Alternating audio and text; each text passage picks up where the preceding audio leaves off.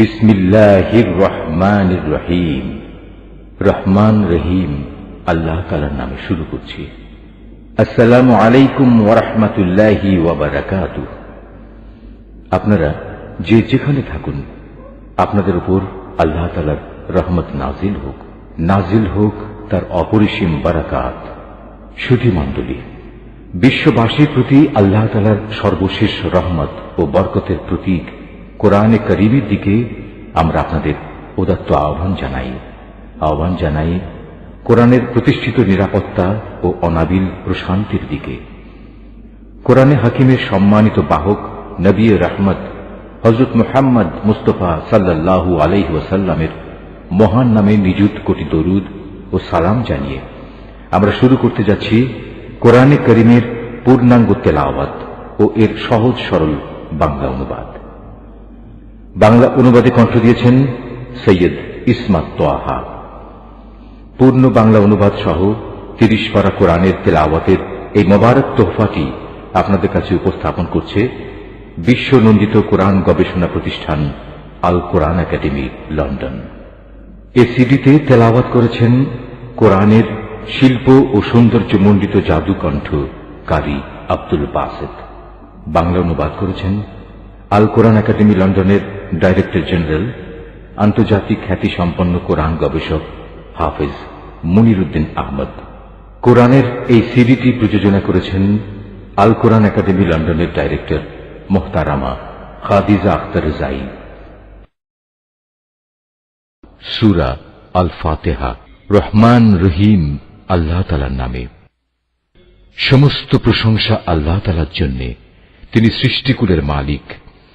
তিনি পরম দয়ালু, অতি মেহেরবান। তিনি বিচার দিনের মালিক।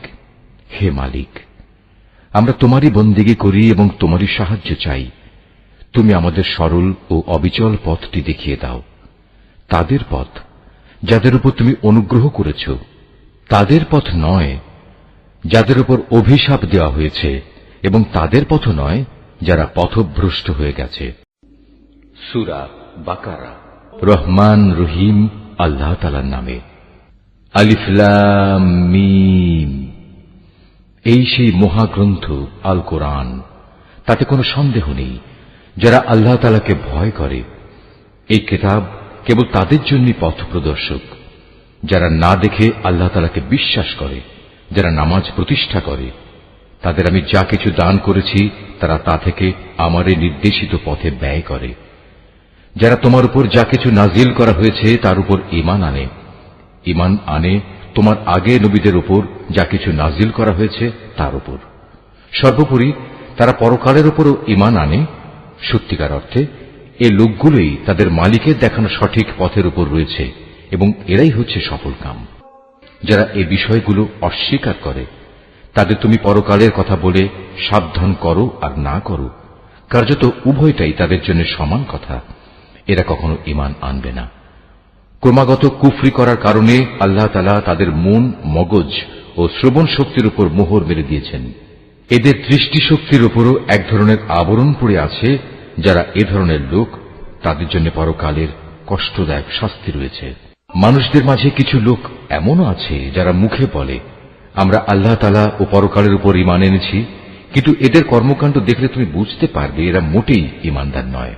মুখে ঈমানের দাবি করে এরা আল্লাহ তাআলা ও তার নেক বান্দাদের সাথে প্রতারণা করে যাচ্ছে। মূলত এ কাজের মাধ্যমে তারা অন্য কাউকে নয়, নিজেদেরই ধোঁকা দিয়ে যাচ্ছে, যদিও এ ব্যাপারে তাদের কোনো প্রকারের চৈতন্য নেই। আসলে এদের মনের ভেতর রয়েছে এক ধরনের মারাত্মক ব্যাধি।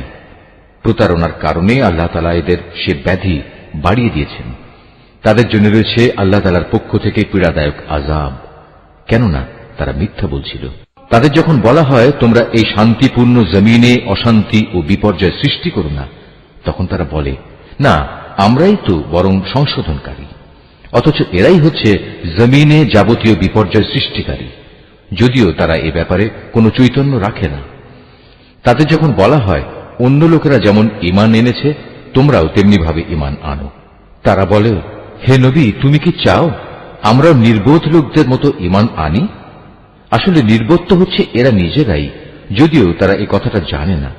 মুনাফিকদের অবস্থা হচ্ছে তারা যখন ঈমানদার লোকদের সাথে মিলিত হয় তখন বলে আমরা ঈমান এনেছি। আবার যখন একাকী তাদের শয়তানদের সাথে মিলিত হয় তখন বলে আমরা তো তোমাদের সাথেই আছি।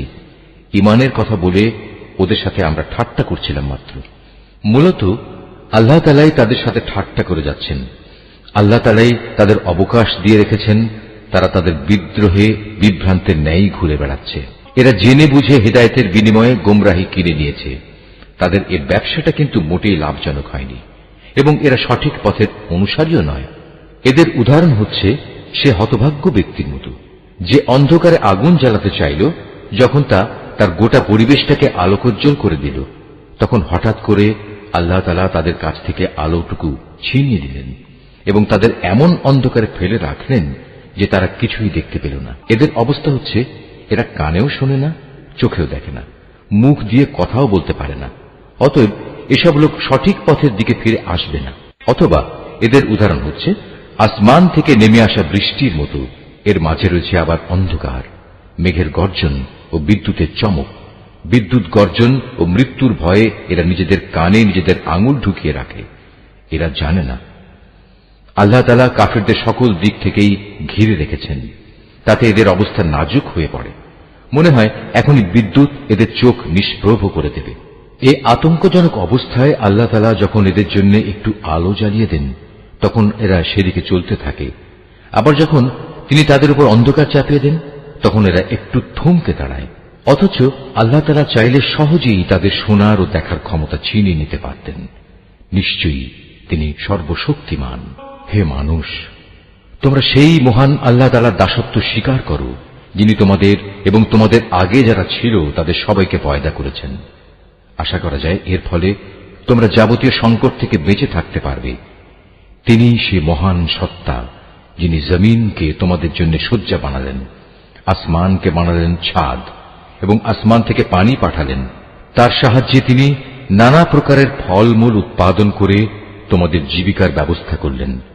অতঃপর তোমরা জেনে বুঝে এসব কাজে আল্লাহ তাআলার সাথে কাউকে শরীক করো না। আমি আমার বান্দার উপর যে কিতাব নাজিল করেছি তার সত্যতার ব্যাপারে যদি তোমাদের কোনো সন্দেহ থাকে তাহলে যাও, তার মতো করে একটি সূরা তোমরাও রচনা করে নিয়ে এসো। এক আল্লাহ ছাড়া তোমাদের আর যেসব বন্ধু বান্ধব রয়েছে তাদেরও প্রয়োজনে সহযোগিতার জন্য ডাকো, যদি তোমরা তোমাদের দাবিতে সত্যবাদী হও। কিন্তু তোমরা যদি তা না করতে পারো, এবং আমি জানি তোমরা তা কখনই করতে পারবে না, তাহলে তোমরা দোজখের সেই কঠিন আগুনকে ভয় করো যার ইন্ধন হবে মানুষ ও পাথর। আল্লাহ তাআলাকে যারা অস্বীকার করে তাদের জন্যই এটা প্রস্তুত করে রাখা হয়েছে। অতঃপর যারা এই কিতাবের উপর ঈমান এনেছে এবং ভালো কাজ করেছে তাদের তুমি হে নবী সুসংবাদ দাও এমন এক জান্নাতের যার নিচ দিয়ে ঝর্ণা প্রবাহিত হতে থাকবে।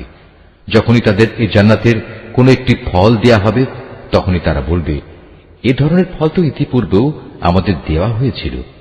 তাদের মূলত এমনি ধরনের জিনিসই সেখানে দেওয়া হবে। তাদের জন্য আরো সেখানে থাকবে পবিত্র সহধর্মী এবং সহধর্মিনী, এবং তারা সেখানে অনন্তকাল ধরে অবস্থান করবে। সত্য প্রমাণের জন্য আল্লাহ তাআলা মশা কিংবা তার চাইতে উপরে যা কিছু আছে তার উদাহরণ দিতেও লজ্জাবোধ করেন না। যারা আল্লাহর বাণীতে বিশ্বাস স্থাপন করে তারা জানে এ সত্য আল্লাহর কাছ থেকেই এসেছে। আর যারা আগেই সত্য অস্বীকার করেছে তারা একে না মানার অজুহাত দিতে গিয়ে বলে, আল্লাহ তাআলা এ উদাহরণ দ্বারা কি বুঝাতে চান? এভাবে একই ঘটনা দিয়ে আল্লাহ তাআলা অনেক লোককে গুমরাহিতে নিমজ্জিত করলেও বহু লোককে তিনি আবার এ দিয়ে হেদায়েতের পথও দেখান। আর কতিপয় পাপাচারী ব্যক্তি ছাড়া তিনি তা দিয়ে অন্য কাউকে গুমরাহিতে নিমজ্জিত করেন না। এরা হচ্ছে সেসব লোক যারা আল্লাহর ফরমান মেনে চলার প্রতিশ্রুতি দেওয়ার পর তা ভঙ্গ করে। ব্যক্তি ও সমাজ জীবনে আল্লাহ তাআলা যেসব সম্পর্কের ভিত মজবুত করতে বলেছেন তা তারা ছিন্ন করে। সর্বোপরি জমিনে অহেতুক বিপর্যয় সৃষ্টি করে। এরাই হচ্ছে আসল ক্ষতিগ্রস্ত। তোমরা আল্লাহকে কিভাবে অস্বীকার করবে? অথচ তোমরা প্রথম দিকে ছিলে মৃত। তিনি তোমাদের জীবন দিয়েছেন, পুনরায় তিনি তোমাদের মৃত্যু দেবেন। অতঃপর সর্বশেষে তিনি আবার তোমাদের জীবন দান করবেন, এবং এভাবেই তোমাদের একদিন তাঁর কাছে ফিরে যেতে হবে। তিনি সেই মহান সত্তা যিনি এ পৃথিবীর সব কিছু তোমাদের ব্যবহারের জন্য তৈরি করেছেন, অতঃপর তিনি আসমানের দিকে মনোনিবেশ করলেন এবং তাকে 7 আসমানে বিন্যস্ত করলেন। তিনি সবকিছু সম্পর্কেই সম্যক অবগত আছে। হে নবী, স্মরণ করো যখন তোমার মালিক তাঁর ফেরেশতাদের সম্বোধন করে বললেন, আমি পৃথিবীতে আমার খলিফা বানাতে চাই। তারা বলল, তুমি কি এমন কাউকে খলিফা বানাতে চাও যে তোমার জমিনে বিশৃঙ্খলা ও বিপর্যয় সৃষ্টি করবে এবং স্বার্থের জন্য তারা রক্তপাত করবে? আমরাই তো তোমার প্রশংসা সহকারে তোমার তাসবিহ পড়ছি এবং প্রতিনিয়ত তোমার পবিত্রতা বর্ণনা করছি। আল্লাহ তাআলা বললেন, আমি যা জানি তোমরা তা জানো না। আল্লাহ তাআলা অতঃপর তাঁর খলিফা আদমকে প্রয়োজনীয় সব জিনিসের নাম শিখিয়ে দিলেন। পরে তিনি সেগুলো ফেরেশতাদের কাছে পেশ করে বললেন, তোমাদের আশঙ্কার ব্যাপারে তোমরা যদি সত্যবাদী হও তাহলে তোমরা আমাকে এর নামগুলো বলো তো। ফেরেশতারা বলল, হে আল্লাহ তাআলা, তুমি পবিত্র, আমাদের তো এর বাইরে আর কিছুই জানা নেই যা তুমি আমাদের শিক্ষা দিয়েছ। তুমিই একমাত্র জ্ঞানী, একমাত্র কুশলী। আল্লাহ তাআলা এবার আদমকে বললেন, তুমি ফেরেশতাদের সে নামগুলো বলে দাও। অতএব আদম আল্লাহর নির্দেশে ফেরেশতাদের সামনে নামগুলো যখন সুন্দরভাবে বলে দিল, তখন আল্লাহ তাআলা বললেন, আমি কি তোমাদের বলিনি যে আমি আসমান সমূহ ও জমিনের যাবতীয় গোপন বস্তু জানি এবং তোমরা যা কিছু প্রকাশ করো আর যা কিছু গোপন করো আমি তাও ভালোভাবে জানি। আল্লাহ তাআলা যখন ফেরেশতাদের বললেন, তোমরা সম্মানের প্রতীক হিসেবে আদমের জন্য সাজদা করো, অতঃপর তারা আল্লাহর আদেশে আদমের সামনে সাজদা অবনত হল, শুধু ইবলিস ছাড়া। সে সাজদা করতে অস্বীকার করল এবং অহংকার করল, অতঃপর সে নাফরমানদের দলে শামিল হয়ে গেল। আমি বললাম, হে আদম, তুমি এবং তোমার স্ত্রী পরম সুখে এই বেহেশতে বসবাস করতে থাকো এবং এর নিয়ামত থেকে যা তোমাদের মন চায় তাই তোমরা স্বাচ্ছন্দ্যের সাথে আহার করো, তবে এই গাছটির পাশেও যেও না, অন্যথায় তোমরা দুজনই সীমা লঙ্ঘনকারীদের মধ্যে শামিল হয়ে যাবে। কিন্তু শয়তান শেষ পর্যন্ত সেখান থেকে তাদের উভয়ের পদস্খলন ঘটাল। তারা উভয়ে বেহেশতের যেখানে ছিল সেখান থেকে সে তাদের বের করেই ছাড়ল। আর আমি তাদের বললাম, তোমরা একজন আরেকজনের দুশমন হিসেবে এখান থেকে নেমে পড়ো। তোমাদের পরবর্তী বাসস্থান হবে পৃথিবী, সেখানে একটি নির্দিষ্ট সময় পর্যন্ত তোমাদের জন্য জীবনের যাবতীয় উপকরণ থাকবে। অতঃপর আদম তার মালিকের কাছ থেকে হেদায়েত সম্বলিত কিছু বাণী পেল। আল্লাহ তাআলা তার উপর ক্ষমা পরবশ হলেন, অবশ্যই তিনি বড় মেহেরবান ও ক্ষমাশীল। আমি তাদের বললাম, তোমরা সবাই এবার এখান থেকে নেমে যাও, তবে যেখানে যাবে অবশ্যই সেখানে আমার পক্ষ থেকে তোমাদের কাছে জীবন বিধান সম্পর্কিত হেদায়েত আসবে। অতঃপর যে আমার সেই বিধান মেনে চলবে তার কোনো ভয় নেই, তাদের কোনো প্রকার উৎকণ্ঠিতও হতে হবে না। আর যারা আমার বিধান অস্বীকার করবে এবং আমার আয়াতসমূহ মিথ্যা প্রতিপন্ন করে লাগামহীন জীবন যাপন করবে, তারা অবশ্যই জাহান্নামের বাসিন্দা হবে, তারা সেখানে চিরদিন থাকবে। হে বনী ইসরাইল জাতি, তোমাদের উপর আমি যেসব নিয়ামত দিয়েছি তোমরা সেগুলো স্মরণ করো, আমার আনুগত্যের প্রতিশ্রুতি তোমরা পূর্ণ করো। আমিও এর বিনিময়ে তোমাদের দুনিয়া ও আখিরাতের পুরস্কারের প্রতিশ্রুতি পূর্ণ করব এবং তোমরা একমাত্র আমাকেই ভয় করো। আমি মুহাম্মাদের কাছে যা কোরআন নাজিল করেছি তোমরা এর উপর ঈমান আনো, যা তোমাদের কাছে যা কিছু আছে তার সত্যায়নকারী। তোমরা কিছুতেই এর প্রথম অস্বীকারী হইও না এবং বৈষয়িক স্বার্থে সামান্য মূল্যে আমার আয়াত বিক্রি করো না এবং তোমরা শুধু আমাকেই ভয় করো। তোমরা মিথ্যা দিয়ে সত্যকে পোশাক পরিয়ে দিও না এবং সত্যকে জেনে বুঝে লুকিয়েও রেখো না। তোমরা নামাজ প্রতিষ্ঠা করো, যাকাত আদায় করো। যারা আমার সামনে অবনত হয় তাদের সাথে মিলে তোমরাও আমার আনুগত্য স্বীকার করো। তোমরা কি মানুষদের ভালো কাজের আদেশ করো এবং নিজেদের জীবনে তা বাস্তবায়নের কথা ভুলে যাও? অথচ তোমরা সবাই আল্লাহর কেতাব পড়ো, কিন্তু কেতাবের এ কথা তোমরা কি বোঝো না? হে ঈমানদার ব্যক্তিরা, তোমরা সবর ও নামাজের মাধ্যমে আল্লাহর কাছে সাহায্য চাও। যাবতীয় হক আদায় করে নামাজ প্রতিষ্ঠা করা অবশ্যই একটা কঠিন কাজ, কিন্তু যারা আল্লাহকে ভয় করে তাদের কথা আলাদা। যারা জানে একদিন তাদের সবাইকে তাদের মালিকের সামনাসামনি হতে হবে এবং তাদের সবাইকে তাঁর কাছে ফিরে যেতে হবে, তার জন্য এটা কঠিন কিছু নয়। হে বনী ইসরাইল জাতি, তোমরা আমার সেই নিয়ামতের কথা স্মরণ করো যা আমি তোমাদের দান করেছি। আমার সেই নিয়ামতের মধ্যে একটি ছিল, আমি তোমাদের সৃষ্টিকুলের উপর প্রাধান্য দিয়েছিলাম। হে ইমানদার ব্যক্তিরা, তোমরা সেই দিনটিকে ভয় করো যেদিন একজন আরেকজনের কোনোই কাজে আসবে না।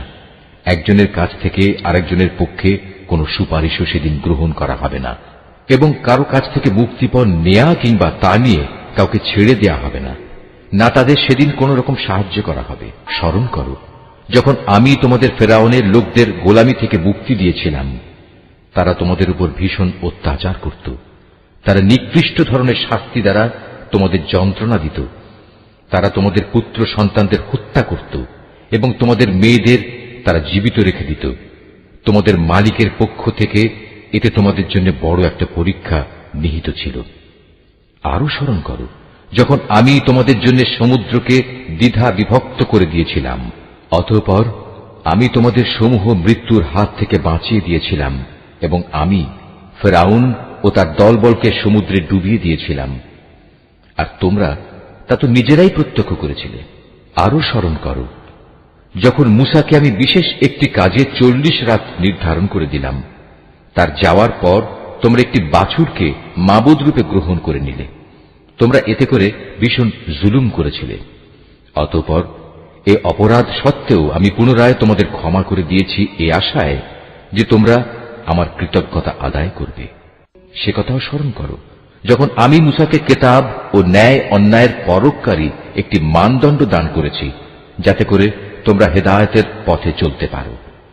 আরো স্মরণ করো মূসা যখন তার নিজ লোকদের কাছে এসে বলল, হে আমার জাতি, তোমরা আমার অবর্তমানে বাছুরকে মাবুদ হিসেবে গ্রহণ করে যে বড় রকমের জুলুম করেছ, তার জন্য অবিলম্বে আল্লাহর দরবারে তওবা করো, এবং তোমরা তোমাদের নিজেদের শিরকে অভিশপ্ত নফস সমূহকে হত্যা করো। এর মাঝেই আল্লাহর কাছে তোমাদের জন্য কল্যাণ রয়েছে। অতঃপর আল্লাহ তাআলা তোমাদের উপর ক্ষমা পরবশ হবেন, কারণ তিনি বড়ই ক্ষমাশীল ও অনুগ্রহকারী। তোমরা যখন বলেছিলে, হে মূসা, আমরা আল্লাহকে প্রত্যক্ষভাবে না দেখলে কখনো তার উপর ঈমান আনব না, তখন এ ধৃষ্টতার শাস্তি হিসেবে মুহূর্তের মধ্যেই বজ্রের মতো এক গজব তোমাদের উপর নৈপতিত হল, আর তোমরা তার দিকে চেয়েই থাকলে, কিছুই করতে পারলে না। অতঃপর এই ধ্বংসকর মৃত্যুর পর তোমাদের আমি পুনরায় জীবন দান করলাম, যাতে করে তোমরা আমার কৃতজ্ঞতা আদায় করতে পারো। আমি তোমাদের উপর মেঘের ছায়া দান করেছিলাম, মান এবং সালওয়া নামক খাবারও তোমাদের জন্য পাঠিয়েছিলাম। আমি তোমাদের বলেছিলাম, সেসব পবিত্র খাবার খাও যা আমি তোমাদের দিয়েছি, তা তোমরা উপভোগ করো। নিয়ামত অবজ্ঞা করে তারা আমার উপর কোনো অবিচার করেনি, বরং এর দ্বারা তারা নিজেরাই নিজেদের উপর জুলুম করেছে। স্মরণ করো আমি যখন তোমাদের বলেছিলাম, তোমরা এই জনপদে ঢুকে পড়ো এবং তোমরা তার যেখান থেকেই ইচ্ছা স্বাচ্ছন্দ্যে আহার করো। দম্ভ সহকারে প্রবেশ না করে মাথা নত করে ঢুকো। তোমরা ক্ষমার কথা বলবে, আমিও তোমাদের ভুল ত্রুটিসমূহ ক্ষমা করে দেব, এবং যারা ভালো কাজ করে আমি এভাবেই তাদের পাওনার অঙ্ক বাড়িয়ে দেই। সুস্পষ্ট হেদায়েত সত্ত্বেও অতঃপর জালিমরা এমন কিছু ব্যাপার রদবদল করে ফেলল যা না করার জন্যই তাদের বলা হয়েছিল। আমিও এরপর যারা জুলুম করল তাদের উপর আসমান থেকে গজব নাজিল করলাম। মূলত এটা ছিল তাদের গুনার ফল।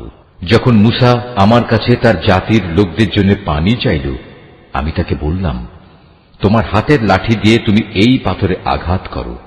আঘাত করা মাত্রই সে পাথর থেকে 12টি পানির নহর উৎপন্ন হয়ে গেল। প্রত্যেক গোত্রই নিজ নিজ পানির ঘাট চিনে নিল। আমি বললাম, আল্লাহর দেয়া রিজিক থেকে তোমরা পানাহার করো, তবে আমার জমিনে বিপর্যয় সৃষ্টি করে বেরিও না। স্মরণ করো তোমরা যখন মূসাকে বলেছিলে, হে মূসা, প্রতিদিন একই ধরনের খাবারের উপর আমরা কিছুতেই আর ধৈর্য ধরতে পারব না। তুমি তোমার মালিকের কাছে বলো যেন তিনি কিছু ভূমিজাত দ্রব্য, তরিতরকারি, পেঁয়াজ, রসুন, ভুট্টা, ডাল উৎপাদন করেন। সে বলল, তোমরা কি আল্লাহর পাঠানো এই উৎকৃষ্ট জিনিসের সাথে একটি তুচ্ছ ধরনের জিনিসকে বদলে দিতে চাও? যদি তাই হয় তাহলে তোমরা অন্য কোনো শহরে সরে পড়ো, যেখানে তোমাদের এসব জিনিস যা তোমরা চাইবে তা অবশ্যই পাওয়া যাবে। আল্লাহ তাআলার আদেশ অমান্য করার ফলে শেষ পর্যন্ত অপমান ও দারিদ্র তাদের উপর ছেয়ে গেল।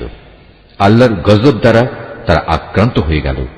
এটা এ কারণে যে এরা ক্রমাগত আল্লাহর আয়াতকে অস্বীকার করতে থাকল এবং আল্লাহর নবীদের অন্যায়ভাবে হত্যা করতে থাকল।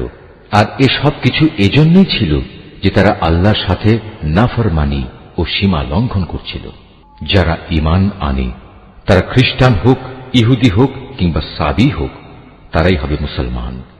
এদের যে কেউ আল্লাহর উপর ঈমান আনবে পরকালের উপর এবং যথার্থ ভালো কাজ করবে, তাদের জন্য তাদের মালিকের কাছে পুরস্কার রয়েছে এবং এসব লোকের যেমন কোনো ভয় নেই, তেমনি তারা চিন্তিত হবে না।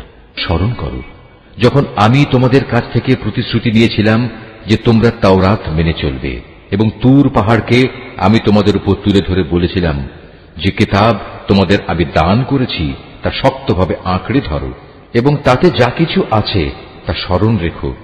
এই উপায়ে তোমরা হয়তো শয়তান থেকে নিজেদের বাঁচাতে পারবে। অতঃপর তোমরা এ ওয়াদা থেকে ফিরে গেলে, কিন্তু তা সত্ত্বেও আমার অনুদান ও রহমত যদি তোমাদের উপর না থাকত, তাহলে তোমরা অবশ্যই ধ্বংস হয়ে যেতে। তোমরা তো ভালো করেই তাদের জানো যারা তোমাদের মধ্যে শনিবারে আল্লাহর আদেশ লঙ্ঘন করেছে। অতঃপর আমি তাদের শুধু এটুকুই বলেছি, যাও, এবার তোমরা সবাই অপমানিত বানরে পরিণত হয়ে যাও। এই ঘটনাকে আমি সেসব মানুষদের যারা তখন সেখানে মজুদ ছিল, আরো যারা পরে আসবে, তাদের সবার জন্য একটি দৃষ্টান্তমূলক ঘটনা বানিয়ে দিয়েছি। যারা আল্লাহকে ভয় করে এমন লোকদের জন্য এই ঘটনা ছিল একটি উপদেশ।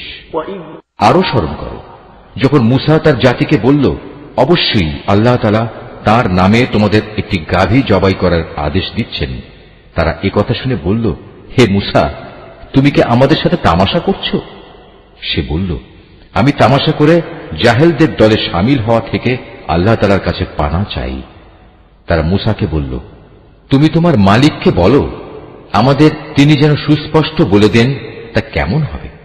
সে বলল, অবশ্যই তা হবে এমন যা বৃদ্ধ হবে না, আবার একেবারে বাচ্চাও হবে না, বরং তা হবে এর মাঝামাঝি বয়সের। এখন যা কিছু তোমাদের নির্দেশ দেওয়া হচ্ছে তাই করো। তারা মূসাকে বলল, তুমি তোমার মালিককে জিজ্ঞেস করে নাও, তিনি আমাদের যেন বলে দেন তার রং কেমন হবে। সে বলল, তা হবে হলুদ রঙের। তার রং এত আকর্ষণীয় হবে যে যারা তাকাবে তা তাদেরই পরিতৃপ্ত করবে। তারা বলল, হে মূসা, তুমি তোমার মালিককে আবার জিজ্ঞেস করে নাও আসলে তা কি ধরনের হবে। আমরা তো সঠিক গাভী বাছাই করতে পারছি না, কারণ আমাদের কাছে তো সব গাভী দেখতে একই ধরনের মনে হয়। আল্লাহ তাআলা চাইলে এবার অবশ্যই আমরা সঠিক পথে চলতে পারব।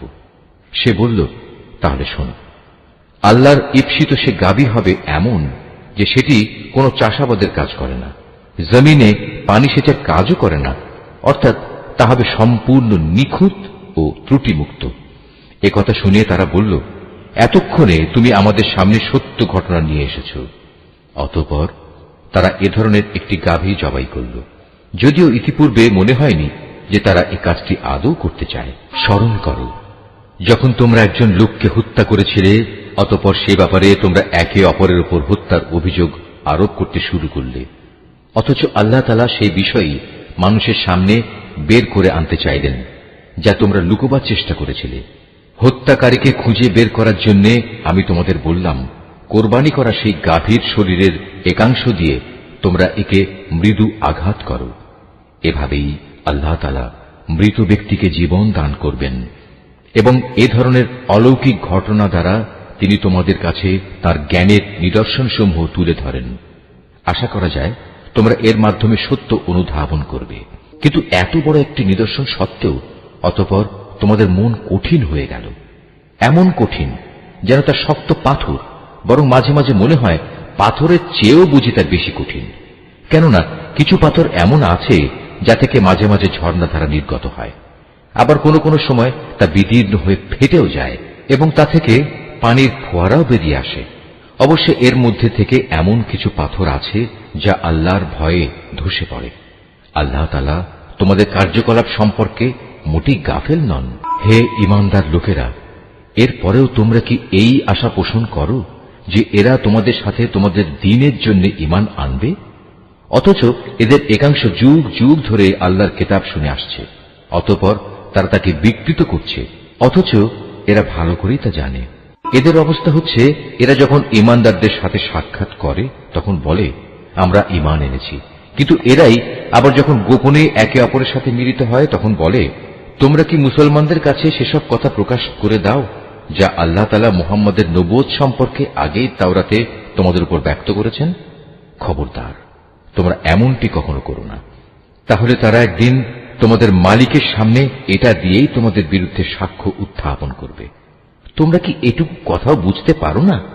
এরা কি জানে না আল্লাহর কিতাবে যা কিছু এরা গোপন করে, আবার নিজেদের স্বার্থে তারা যা প্রকাশ করে তা সবই আল্লাহ তাআলা জানেন। এদের আরেকটি দল যারা একান্ত অশিক্ষিত, নিরক্ষর, এরা আল্লাহর কিতাব সম্পর্কে কিছুই জানে না। আল্লাহর কিতাব যেন এদের কাছে একটি নিছক ধ্যান ধারণা সর্বস্ব পুস্তক মাত্র। এরা শুধু অমূলক ধারণাই করে থাকে। সেসব লোকের জন্য ধ্বংস অনিবার্য যারা হাত দিয়ে কিতাব লিখে নেয়, তারপর দুনিয়ার সামনে বলে এগুলো হচ্ছে আল্লাহ তাআলার পক্ষ থেকে অবতীর্ণ শরীয়তের বিধান। তাদের উদ্দেশ্য হচ্ছে যেন তা দিয়ে দুনিয়ার কিছু স্বার্থ তারা কিনে নিতে পারে। অতঃপর তাদের হাত যা কিছু রচনা করেছে তার জন্য তাদের ধ্বংস ও দুর্ভোগ, যা কিছু তারা উপার্জন করেছে তার জন্য তাদের দুর্ভোগ। এসব নির্বোধ লোকেরা বলে জাহান্নামের আগুন কখনোই আমাদের স্পর্শ করবে না, একান্ত যদি করেও তা হবে নির্দিষ্ট কয়েকটা দিনের জন্য মাত্র। হে নবী, তুমি তাদের বলো তোমরা কি আল্লাহর কাছ থেকে এমন কোন প্রতিশ্রুতি আদায় করে নিয়েছ? আল্লাহ তাআলা তো কখনো তার প্রতিশ্রুতি ভঙ্গ করেন না। না তোমরা জেনে বুঝেই আল্লাহ তাআলা সম্পর্কে এমন সব কথা বলে বেড়াচ্ছ যা তোমরা নিজেরাই জানো না। হ্যাঁ, যে কোনো ব্যক্তি স্বেচ্ছায় অপরাধ করেছে এবং যাকে তার পাপ ঘিরে রেখেছে, এমন লোকেরাই হচ্ছে জাহান্নামের অধিবাসী এবং সেখানে তারা চিরদিন অবস্থান করবে। আবার যারাই আল্লাহর উপর ঈমান আনবে এবং ভালো কাজ করবে তারা বেহেশতবাসী হবে, তারা সেখানে চিরদিন থাকবে।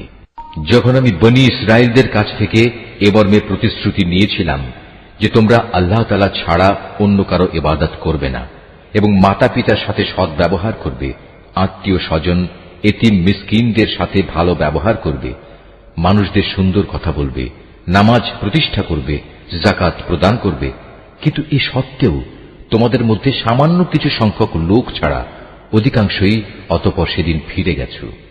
এভাবেই তোমরা প্রতিশ্রুতি থেকে মুখ ফিরিয়ে নিয়েছিলে।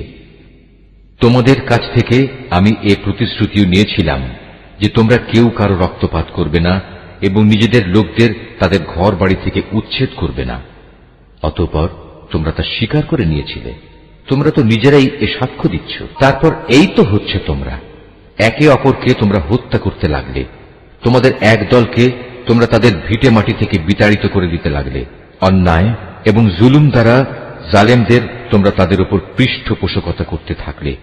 শুধু তাই নয়, কোন লোক যুদ্ধবন্দী হয়ে তোমাদের কাছে এলে তোমরা তাদের জন্য মুক্তিপণ দাবি করো, অথচ তাদের ঘরবাড়ি থেকে উচ্ছেদ করাটাই ছিল তোমাদের উপর অবৈধ কাজ এবং আল্লাহ তাআলাকে দেয়া প্রতিশ্রুতির লঙ্ঘন। তোমরা কি তাহলে আল্লাহর কিতাবের একাংশ বিশ্বাস করো এবং আরেকাংশ অবিশ্বাস করো? সাবধান, কখনো যদি কোনো জাতি কিংবা ব্যক্তি দ্বীনের অংশ বিশেষের উপর ঈমান আনয়নের এ আচরণ করে, তাদের শাস্তি এছাড়া আর কি হবে? যে পার্থিব জীবনে তাদের লাঞ্ছনা ভোগ করতে হবে, তাদের পরকালেও কঠিনতম আযাবের দিকে নিক্ষেপ করা হবে। তোমরা প্রতিনিয়ত যা করছো, আল্লাহ তাআলা সে সব কিছু থেকে মোটেও উদাসীন নন। বস্তুত এই লোকেরা আখিরাতের স্থায়ী জীবনের বিনিময়ে দুনিয়ার অস্থায়ী জীবন খরিদ করে নিয়েছে। এরা যেহেতু আযাব বিশ্বাসই করেনি, তাই আল্লাহ তাআলার পক্ষ থেকে তাদের আযাব কিঞ্চিত পরিমাণ হালকা করা হবে না, আর না তাদের কোনো দিক থেকে কোন রকম সাহায্য করা হবে। আমি মূসাকে কিতাব দিয়েছি, তারপর একে একে আমি আরো অনেক নবী পাঠিয়েছি এবং বাপ ছাড়া সন্তান পয়দা হওয়ার মতো সুস্পষ্ট নিদর্শন দিয়ে আমি মরিয়ম পুত্র ঈসাকে পাঠিয়েছি এবং আমার পাঠানো বাণী ও পবিত্র আত্মার মাধ্যমে তাকে আমি সাহায্য করেছি। অথচ যখনই তোমাদের কাছে আল্লাহর কোন নবী আসত, তোমাদের মনোপুত না হলে তোমরা অহংকারের বশবর্তী হয়ে তাদের অস্বীকার করেছ। তাদের কাউকে তোমরা মিথ্যাবাদী বলেছ, আবার তাদের একদলকে তোমরা হত্যাও করেছ। তারা বলে হেদায়েতের জন্য আমাদের মন ও তার দরজা বন্ধ হয়ে আছে। আসলে আল্লাহ তাআলাকে তাদের ক্রমাগত অস্বীকার করার কারণে তিনি তাদের উপর অভিসম্পাত করেছেন।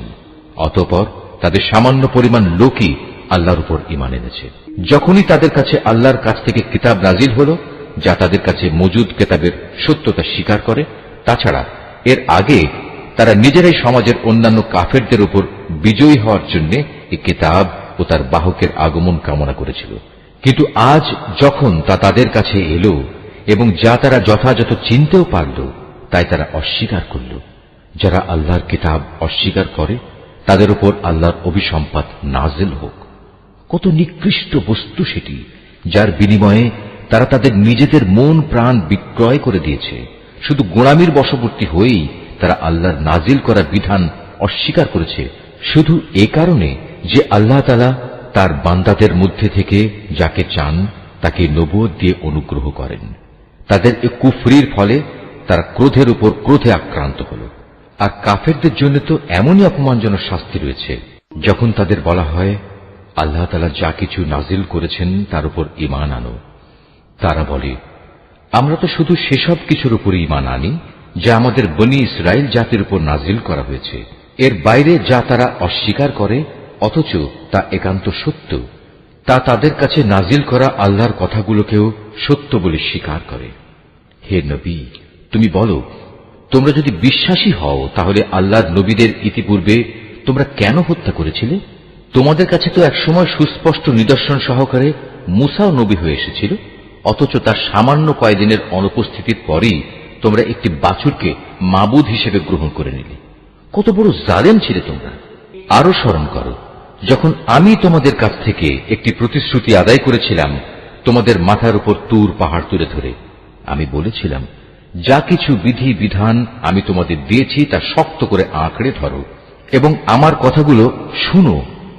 এর জবাবে তারা মুখে তো বলল, হ্যাঁ আমরা তোমার কথা শুনেছি, কিন্তু বাস্তব জীবনে তা অস্বীকার করে বলল, আমরা তা অমান্য করলাম।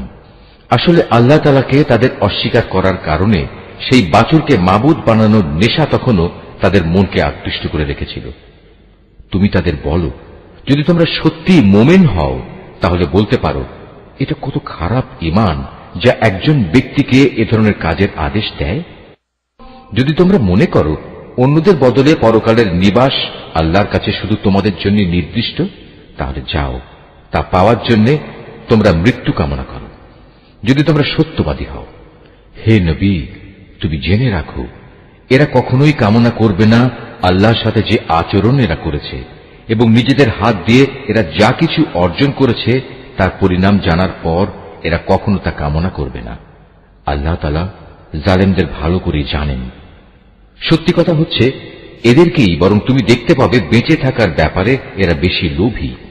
আল্লাহ তাআলার সাথে যারা শিরক করে, এ বনী ইসরায়েলের লোকেরা তাদের চেয়েও এক কদম অগ্রসর। এদের প্রত্যেক ব্যক্তি 1000 বছর জীবিত থাকতে চায়, কিন্তু যত দীর্ঘ জীবনী এদের দেয়া হোক না কেন, তা কখনো এদের তার অবশ্যম্ভাবী আযাব থেকে বাঁচাতে পারবে না। আল্লাহ তাআলা এদের যাবতীয় কাজকর্ম পুঙ্খানুপুঙ্খ পর্যবেক্ষণ করেন। হে নবী, তুমি বলো, কে সে ব্যক্তি যে জিব্রাইলের শত্রু হতে পারে, অথচ সে তো আল্লাহর আদেশে আল্লাহর বাণীসমূহ তোমার অন্তঃকরণে নাজিল করে দেয়, তাও এমন এক বাণী যা তাদের কাছে মজুদ বিষয়সমূহের সত্যতা স্বীকার করে। সর্বোপরি এ হচ্ছে মোমেনদের জন্য সুসংবাদবাহী গ্রন্থ। যারা আল্লাহর শত্রু তার বাণীবাহক ফেরেশতার ও নবী রসুলের শত্রু জিব্রাইলের ও মিকাইলের, তারা একদিন এ কথাটা বুঝতে পারবে। স্বয়ং আল্লাহ তাআলাই হচ্ছেন কাফেরদের বড় শত্রু। অবশ্যই আমি তোমার কাছে সুস্পষ্ট নিদর্শন পাঠিয়েছি।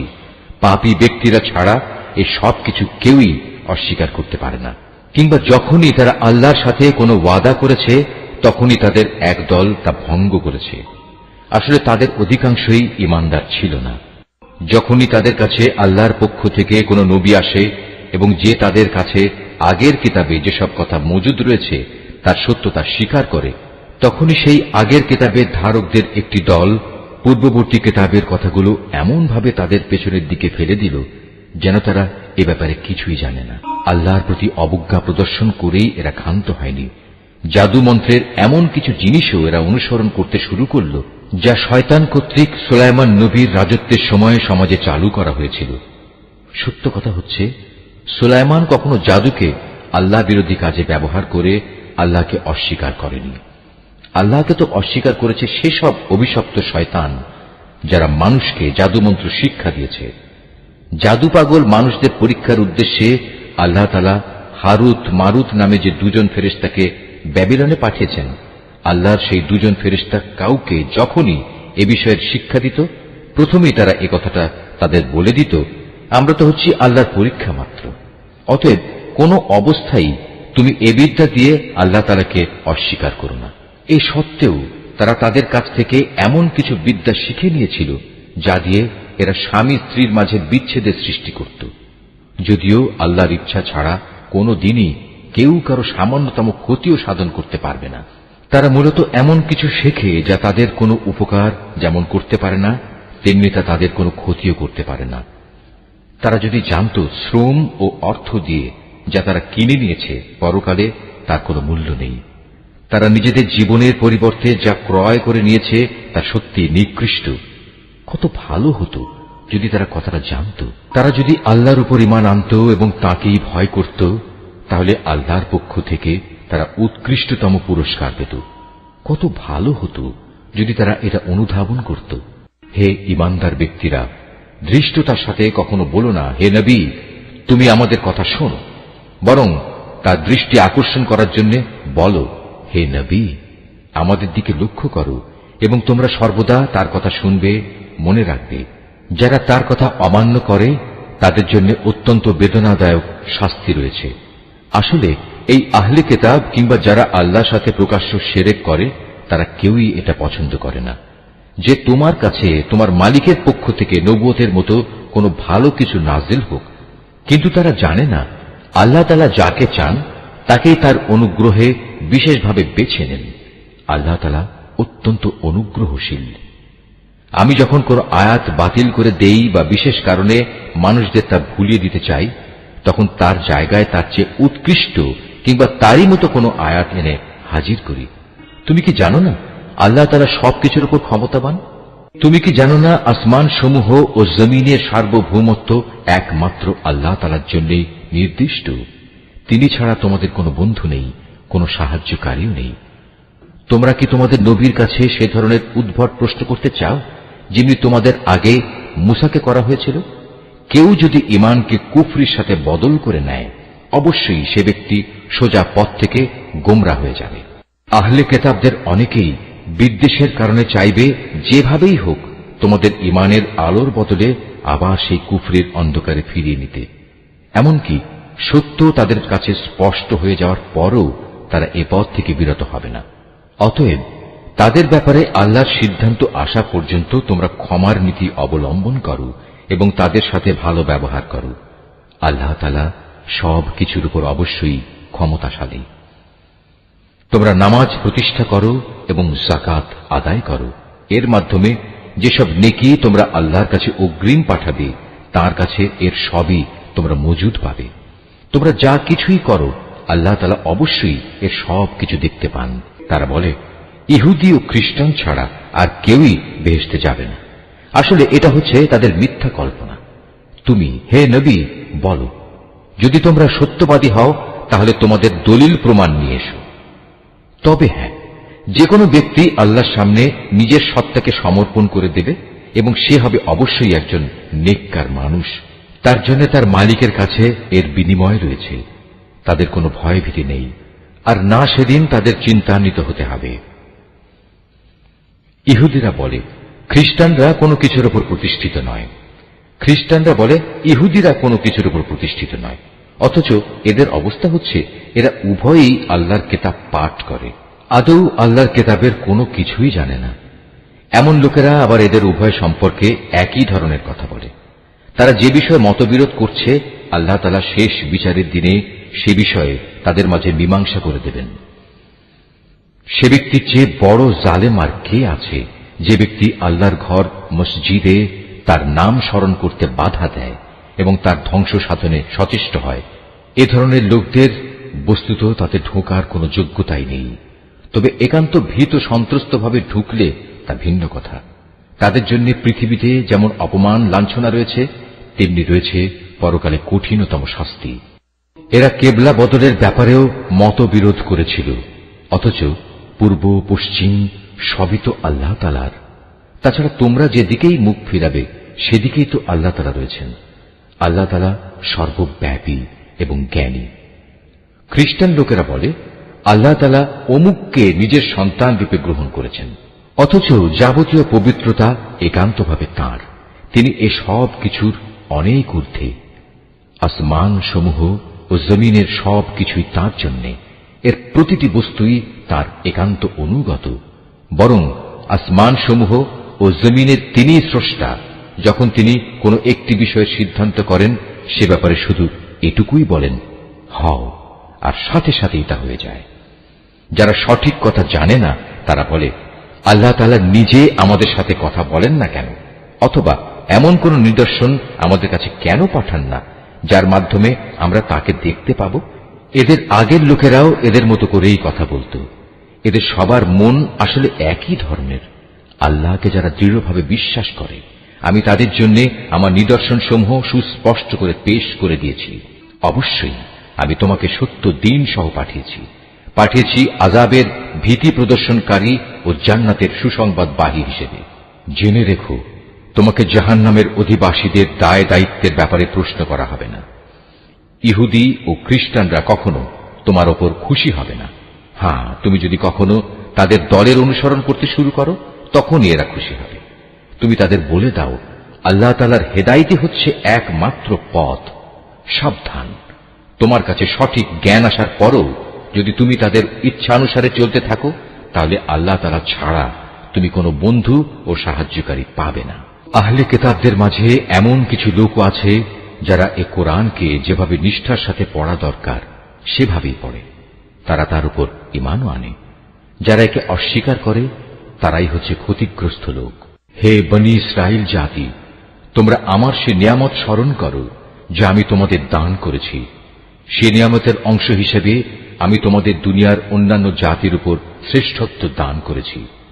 তোমরা সেই দিনটিকে ভয় করো যেদিন একজন মানুষ আরেকজনের কোনোই কাজে আসবে না। সেদিন তার কাছ থেকে কোন রকম বিনিময়ও নেওয়া হবে না। আবার একের পক্ষে অন্যের সুপারিশও সেদিন কোনো উপকারে আসবে না। সেদিন এসব লোকদের কোন রকম সাহায্যও করা হবে না। আরো স্মরণ করো, যখন ইব্রাহিমকে তার রব কতিপয় বিষয়ে তার আনুগত্যের পরীক্ষা নিলেন, অতঃপর তা পুরোপুরি সে আদায় করল। আল্লাহ তাআলা বললেন, এবার আমি তোমাকে মানব জাতির জন্য নেতা বানাতে চাই। সে বলল, আমার ভবিষ্যৎ বংশধররাও কি নেতা হিসেবে বিবেচিত হবে? আল্লাহ তাআলা বললেন, আমার প্রতিশ্রুতি জালেমদের কাছে পৌঁছবে না। স্মরণ করো, আমি যখন মানুষদের মিলনস্থল ও নিরাপত্তার কেন্দ্র হিসেবে এই কাবা ঘরটি নির্মাণ করেছিলাম, আমি তাদের আদেশ দিয়েছিলাম, তোমরা ইব্রাহিমের দাঁড়ানোর স্থানটিকে নামাজের স্থান হিসেবে গ্রহণ করো। আমি ইব্রাহিম ও ইসমাইলকে আদেশ দিয়েছিলাম যেন তারা আমার ঘর কাবাকে হজ ও ওমরার তাওয়াফকারীদের জন্য, আল্লাহর ইবাদতে আত্মনিয়োগকারীদের জন্য, সর্বোপরি তার নামে রুকু সেজদাকারীদের জন্য পবিত্র করে রাখে। ইব্রাহিম যখন বলেছিল, হে মালিক, এ শহরকে তুমি শান্তি ও নিরাপত্তার শহর বানিয়ে দাও এবং এখানকার অধিবাসীদের মাঝে যে ব্যক্তি আল্লাহ তাআলা এবং পরকালে বিশ্বাস করে তুমি তাদের ফলমূল দিয়ে আহারের যোগান দাও। আল্লাহ তাআলা বললেন, হ্যাঁ, যে ব্যক্তি আমাকে অস্বীকার করবে তাকেও আমি অল্প কয়েকদিন জীবনের উপায় উপকরণ সরবরাহ করতে থাকব। অতঃপর অচিরেই আমি তাদের আগুনের আযাব ভোগ করতে বাধ্য করব, যা সত্যি বড় নিকৃষ্টতম স্থান। ইব্রাহিম ও ইসমাইল যখন এই ঘরের ভিত্তি উঠাচ্ছিল, তখন তারা আল্লাহর কাছে দোয়া করল, হে আমাদের মালিক, আমরা যে উদ্দেশ্যে এই ঘর নির্মাণ করেছি তা তুমি আমাদের কাছ থেকে কবুল করো। একমাত্র তুমি সবকিছু জানো এবং সবকিছু শোনো। তারা আরো বলল, হে আমাদের মালিক, আমাদের উভয়কেই তুমি তোমার অনুগত মুসলিম বান্দা বানাও এবং আমাদের পরবর্তী বংশধরদের মাঝ থেকেও তুমি তোমার একদল অনুগত বান্দা বানিয়ে দাও। হে মালিক, তুমি আমাদের তোমার ইবাদতের আনুষ্ঠানিকতা সমূহ দেখিয়ে দাও এবং তুমি আমাদের উপর দয়া পরবশ হও, কারণ তুমি অত্যন্ত দয়া পরবশ ও পরম দয়ালু।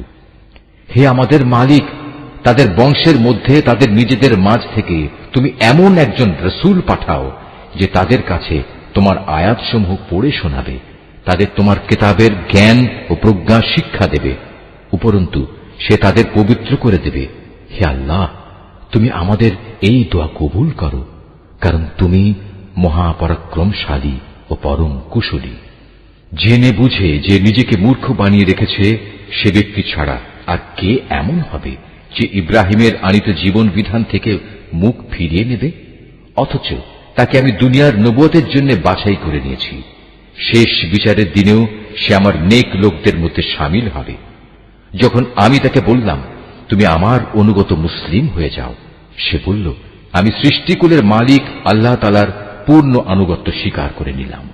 যে পথ ইব্রাহিম নিজের জন্য বেছে নিল, সে পথে চলার জন্য সে তার সন্তান সন্ততিকেও ওসিয়ত করে গেল। ইয়াকুবও তার সন্তানদের ওসিয়ত করে বলল, হে আমার সন্তানরা, নিশ্চয়ই আল্লাহ তাআলা তোমাদের জন্য এই দ্বীন ইসলাম মনোনীত করে দিয়েছেন। অতএব কোন অবস্থায় এই জীবন বিধানের আনুগত্য স্বীকার ব্যতি রেখে তোমরা মৃত্যুবরণ করো না। হে ইহুদি জাতি, তোমরা কি তখন সেখানে উপস্থিত ছিলে যখন ইয়াকুবের সামনে তার মৃত্যু এসে হাজির হল এবং সে যখন তার ছেলে মেয়েদের বলল, বলো আমার মৃত্যুর পর তোমরা কার ইবাদত করবে? তারা বলল, আমরা অবশ্যই তোমার মাবুদ, তোমার পূর্বপুরুষ ইব্রাহিম, ইসমাইল ও ইসহাকের মাবুদের ইবাদত করব। এ মাবুদ হচ্ছেন একক, আমরা তার আত্মসমর্পণকারী বান্দা হয়ে থাকব। এরা ছিল এক ধরনের জাতি যারা আজ গত হয়ে গেছে। তারা যা করে গেছে তা তাদের নিজেদের জন্য, আবার তোমরা যা করবে তা হবে তোমাদের নিজেদের জন্য। তারা যা কিছু করছিল সে ব্যাপারে তোমাদের কিছু জিজ্ঞেস করা হবে না। এরা ইহুদি ও নাসারারা বলে, তোমরা ইহুদি কিংবা খ্রিস্টান হয়ে যাও, তাহলে তোমরা সঠিক পথে পরিচালিত হবে। হে নবী, তুমি বলো, আমাদের কাছে তো বরং ইব্রাহিমের একনিষ্ঠ মতাদর্শই রয়েছে, আর সে কখনো মুশরিকদের অন্তর্ভুক্ত ছিল না। তোমরা বলো, আমরা তো আল্লাহর উপর ঈমান এনেছি এবং ঈমান এনেছি আল্লাহ তাআলা আমাদের কাছে যা কিছু নাজিল করেছেন তার উপর। আমাদের আগে ইব্রাহিম, ইসমাইল, ইসহাক, ইয়াকুব ও তাদের পরবর্তী সন্তানদের উপর যা কিছু নাজিল করা হয়েছে তাও আমরা মানি। তাছাড়া মুসা, ঈসা সহ সব নবীকে তাদের মালিকের পক্ষ থেকে যা কিছু দেওয়া হয়েছে তার উপর আমরা ঈমান এনেছি। আমরা এদের কারো মধ্যেই কোনো তারতম্য করি না। আমরা তো হচ্ছি আল্লাহরই অনুগত বান্দা। আর এরা যদি তোমাদের মতোই আল্লাহর উপর ঈমান আনত, তাহলে তারাও সঠিক পথ পেত। তারা যদি সে পথ থেকে ফিরে আসে, তাহলে তারা অবশ্যই উপদলীয় অনৈক্যের মাঝে পড়ে যাবে। আল্লাহ তাআলাই তোমার জন্য যথেষ্ট হবেন, তিনি শোনেন, তিনিই জানেন। হে নবী, তাদের তুমি বলো, আসল রং হচ্ছে আল্লাহ তাআলারই। এমন কে আছে যার রং তার রঙের চেয়ে উৎকৃষ্ট হতে পারে? আমরা ঘোষণা করছি, আমরা তাঁরই ইবাদত করি। হে নবী, তুমি তাদের বলো, তোমরা কি স্বয়ং আল্লাহ তাআলার ব্যাপারেই আমাদের সাথে বিতর্কে লিপ্ত হতে চাও? অথচ তিনি যেমন আমাদের মালিক, তেমনি তিনি তোমাদেরও মালিক। আমাদের কাজ আমাদের জন্য, আর তোমাদের কাজ তোমাদের জন্য। আমরা তার আনুগত্যের ব্যাপারে সবাই হচ্ছি নিষ্ঠাবান। অথবা তোমরা কি একথা বলতে চাও যে ইব্রাহিম, ইসমাইল, ইসহাক, ইয়াকুব ও তাদের বংশধররা সবাই ছিল ইহুদি কিংবা খ্রিস্টান? হে নবী, তুমি বলে দাও, এ ব্যাপারে তোমরা বেশি জানো না আল্লাহ তাআলা বেশি জানেন? যদি কোনো ব্যক্তি তার কাছে মজুদ আল্লাহর কাছ থেকে আগত সাক্ষ্য প্রমাণ গোপন করে, তাহলে তার চেয়ে বড় জালেম আর কে হতে পারে? আল্লাহ তাআলা তোমাদের কাজকর্মের ব্যাপারে মোটেই গাফেল নন।